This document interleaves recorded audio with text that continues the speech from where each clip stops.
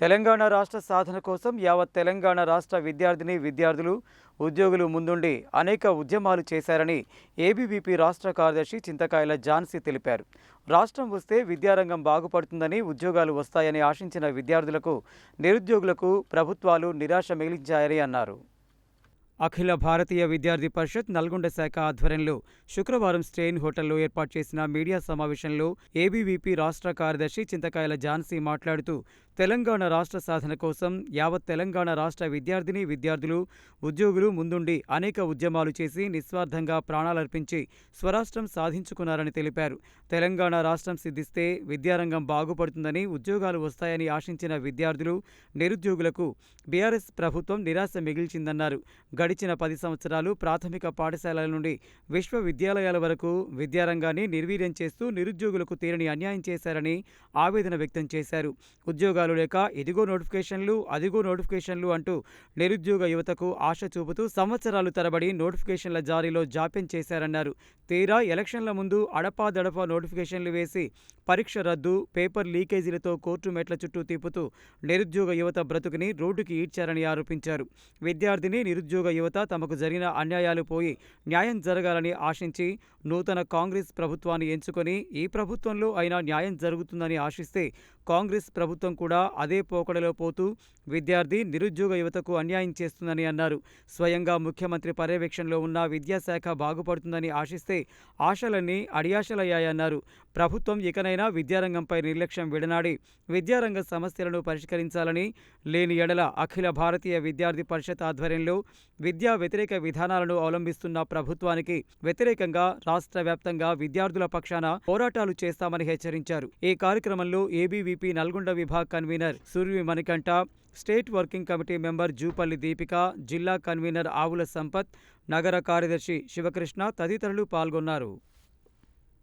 అఖిల భారతీయ విద్యార్థి పరిషత్ 5 విద్యార్థులతో ప్రారంభమై నేడు ప్రపంచంలోనే అతిపెద్ద విద్యార్థి సంస్థగా పేరొందినటువంటి సంస్థ ఏదన్నా ఉందంటే అది కేవలం అఖిల భారతీయ విద్యార్థి పరిషత్ మాత్రమే. ఒక జాతీయ భావ సిద్ధాంతంతో జాతీయ పునర్నిర్మాణం వైపు నడిపిస్తూ ఇదే నల్గొండ గడ్డపైన ఏచూరి సీనన్న లాంటి ఎంతోమంది జాతీయ భావాలను విస్తరింపజేయాలని చెప్పి నక్సలైట్లు తూటాలకి గుండెలు ఎదురొట్టినటువంటి నాయకులు ఉన్నటువంటి గడ్డ ఈ నల్గొండ. అటువంటి నల్గొండలో అనేక సంవత్సరాల తర్వాత నేడు రాష్ట్ర కార్యవర్గ సమావేశాలు నిర్వహించుకోవడం జరుగుతుంది.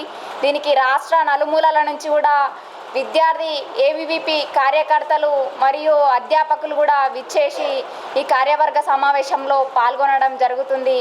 ఏదైతే కార్యవర్గ సమావేశాల్లో యొక్క రాష్ట్ర స్థితి మరియు విద్యారంగ స్థితి పైన ముఖ్యంగా చర్చించి వాటికి సంబంధించిన తీర్మానాలు ప్రవేశపెట్టి ఈ యొక్క ప్రభుత్వం దృష్టికి తీసుకెళ్లడం జరుగుతుంది. పురుగులన్నం నీళ్ల చారుతో వాళ్ళు భవిష్యత్తు బాగుపడు దేవుడెరుగు కానీ ప్రాణాలతో బయటకు వస్తారా లేదా అన్నటువంటి దినదిన గండంగా ఈరోజు గురుకుల పాఠశాల విద్యార్థుల బతుకులున్నాయి.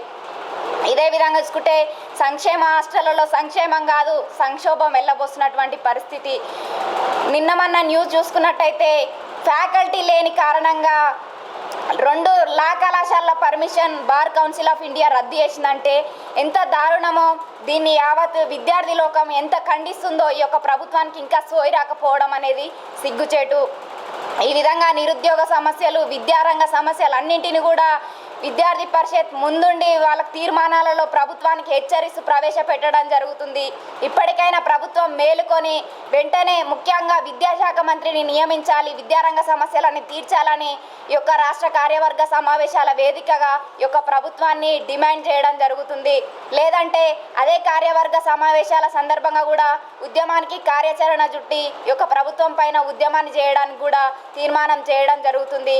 వీటన్నింటినీ దృష్టిలో ఉంచుకొని కార్యవర్గ సమావేశాలకు ప్రతి ఒక్క విద్యార్థులు కూడా కదిలొచ్చి వాళ్ళ యొక్క సమస్యలను కావచ్చు, విద్యారంగంలో ఉన్నటువంటి అనేక విషయాలపైన వాళ్ళు చర్చించి ఈ యొక్క కార్యవర్గ సమావేశాలని విజయవంతం చేయవలసిందిగా ప్రతి ఒక్క విద్యార్థి కార్యకర్త కూడా ఈ సందర్భంగా పిలుపునిస్తా ఉన్నాం.